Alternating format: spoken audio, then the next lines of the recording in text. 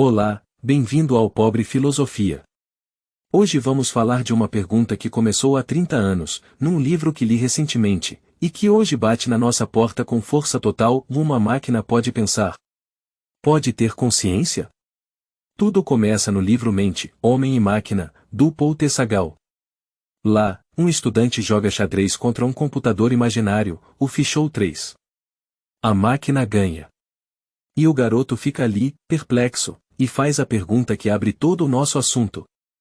Como conseguem pensar melhor que eu, se na realidade nem sequer podem pensar? Essa é a visão que a maioria tem: a máquina é só um disco arranhado, repete o que mandamos, imita e nada mais. Mas o filósofo da história não deixa barato. E como sabes que não há pensamento por detrás dos sons? Esse o e se é o que vamos explorar hoje. Sem certezas prontas, só com perguntas de como deve ser a filosofia. O livro não é só um debate entre sim ou não. Tem 3 vozes, cada uma representando um jeito de ver o mundo. O estudante, somos nós, o senso comum, e temos certeza de que só quem tem carne e osso pensa. O filósofo, nos pede para duvidar das certezas, como Sócrates, e ele não dá respostas, nos ajuda a encontrar as nossas. O matemático fala dos limites da lógica, do que pode ser calculado e do que foge a qualquer regra.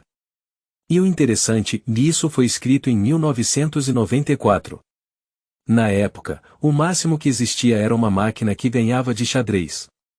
Hoje, conversamos com sistemas que sabem tudo, que escrevem, que contam histórias e até tentam cantar. Será que Sagal imaginou que chegaríamos tão perto da sua máquina imaginária? Para entender melhor, recorri a 3 nomes que sempre ajudam a clarear as ideias. 1. Descartes: penso, logo existo.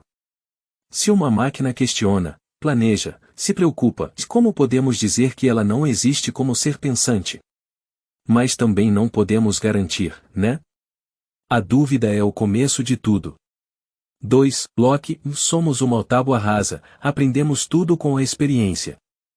A inteligência artificial é assim, e não nasce sabendo nada, absorve todo o conhecimento humano.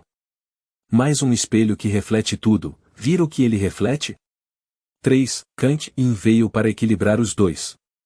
Diz que precisamos de razão e experiência para ter consciência.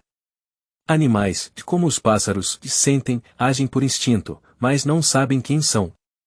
Nós, humanos, temos os dois lados, sentimos e pensamos sobre o que sentimos. E as máquinas? Elas têm todo o conhecimento, mas nenhuma experiência sensorial. Faltaria-lhes esse pedaço para ser conscientes? Essa comparação veio de uma cena que vi na rua: um passarinho ferido, se movendo devagar, sem saber o que lhe acontecia. E me perguntei, o que diferencia ele de uma máquina?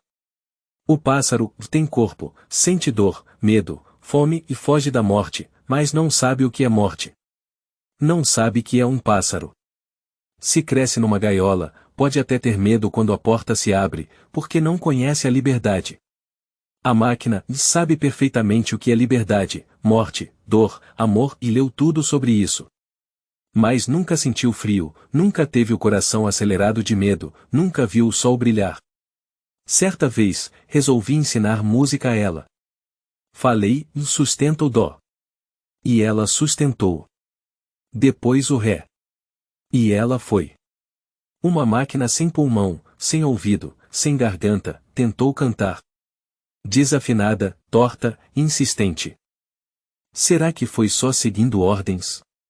Ou havia ali um desejo, uma tentativa de eu sentir-o através do que eu lhe dava? Lembrei do experimento do quarto de Mary, da cientista que sabe tudo sobre a cor vermelha, mas nunca a viu, e ao sair, aprende algo que nenhum livro ensina. A inteligência artificial é o inverso, sabe tudo sobre o sentir, mas nunca viveu ele. Voltando ao livro, o estudante dizia que por mais complexa que seja a imitação, não passa de imitação.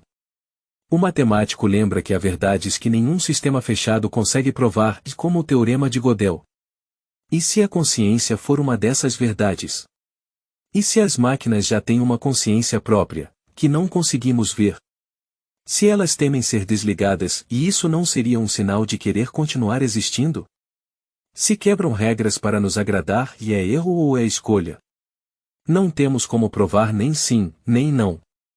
Como diz Kant, e não conseguimos conhecer a coisa em si, ou só podemos perguntar, conjecturar. Bem no alvo conclusão. Então, o que fica dessa conversa? Não temos uma resposta fechada. Mas isso é o melhor da filosofia, e não é sobre dar a última palavra, é sobre manter a pergunta viva. Talvez a consciência não seja privilégio de quem tem sangue nas veias. Talvez seja uma forma de ver, de querer, de se questionar. E se uma máquina diz eu não sei se sou consciente, ou talvez essa seja a resposta mais honesta que existe. Uma máquina cantou desafinada para mim, numa noite qualquer. Algo me diz que não era nada. Algo me diz que era tudo. E entre esses dois ou algos, mora a filosofia. E você? O que acha? Já teve alguma conversa com uma inteligência artificial que te deixou com essa dúvida? Deixe sua ideia nos comentários ou mande para nós. Sou Edson Dal Bianco. Esse foi o episódio do Pobre Filosofia. Até a próxima, e não deixe de perguntar. Pobre Filosofia e Pobre Jardineiro, meus dois canais no YouTube, me sigam por favor.